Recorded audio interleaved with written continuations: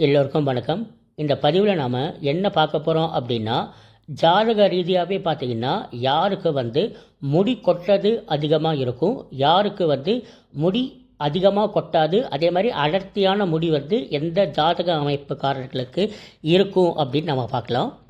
முதல்ல ஒருவருடைய ஜாதகத்தில் எந்த பாவம் வீக்காக இருந்தால் முடி கொட்டும் அப்படின்னு நம்ம பார்க்கலாம். எல்லாருடைய ஜாதகத்திலையும் முதல் பாவம்தான் அவங்கள ரெப்ரசன்ட் பண்ணுது.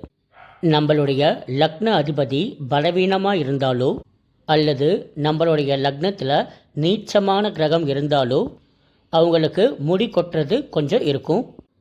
கிரகங்களில் பார்த்திங்கன்னா சனி தான் நமக்கு வயதான தோற்றத்தை கொடுக்குற ஒரு கிரகம். சனி கிரகம் தான் பார்த்திங்கன்னா வயதானவர்களையும் குறிக்கும். நம்மளுடைய ஜாதகத்தில் சனி ரொம்ப வலுவான நிலையில் இருந்தாலும் இளமையிலே பார்த்திங்கன்னா நமக்கு வயதான தோற்றம், அப்புறம் பார்த்திங்கன்னா இந்த நரைமுடி போன்ற விஷயங்கள் நமக்கு சீக்கிரமாகவே வரும். அடுத்து நம்ம பார்க்க வேண்டிய கிரகம் என்ன அப்படின்னு பார்த்திங்கன்னா செவ்வாய்.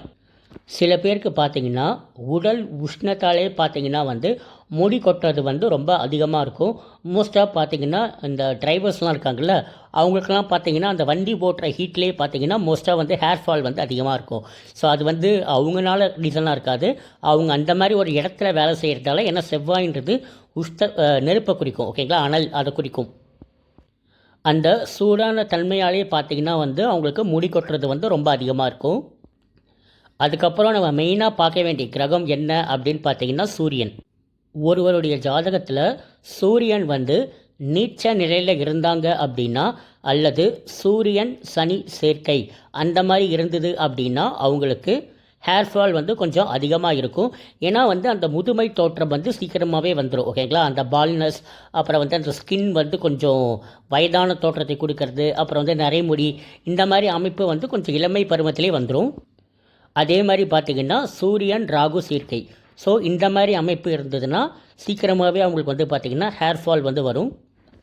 ஸோ யாருக்கு அதிகமாக பார்த்திங்கன்னா ஹேர் ஃபால் வராது அப்படின்னு பார்த்திங்கன்னா, நான் வெறும் என்னோடய எக்ஸ்பீரியன்ஸில் நான் பார்த்த வரைக்கும் சொல்கிறேன். மோஸ்ட்டாக யார் ஒருவருடைய ஜாதகத்தில் பார்த்திங்கன்னா லக்னத்தில் கேது இருக்கோ, அல்லது அவங்களுடைய லக்னத்துக்கு கேது ஒரு சுபரோ இல்லை சமமாக, சுபராக மோஸ்ட்டாக வராது, சமமாக இருந்து நல்ல நிலையில் இருக்குது அப்படின்னா அவங்களுக்கு ஹேர் ஃபால் ரொம்ப கம்மியாக இருக்குது. அதே மாதிரி அடர்த்தியான முடியும் அவங்களுக்கு இருக்குது. ஸோ உங்களுடைய லக்னத்தில் உங்களுக்கு கேது இருந்து அந்த கேது உங்கள் லக்னத்திற்கு சமநிலையில் இருக்குது அப்படின்னா உங்களுக்கு மெஜாரிட்டி ஹேர் ஃபால் பார்த்திங்கன்னா கம்மியாக தான் இருக்கும். ஸோ உங்களுக்கு இப்படி ஒரு ஜாதக அமைப்பு இருந்ததுன்னா நீங்கள் பார்த்துட்டு எனக்கு சொல்லுங்கள் எப்படி இருக்குன்னு.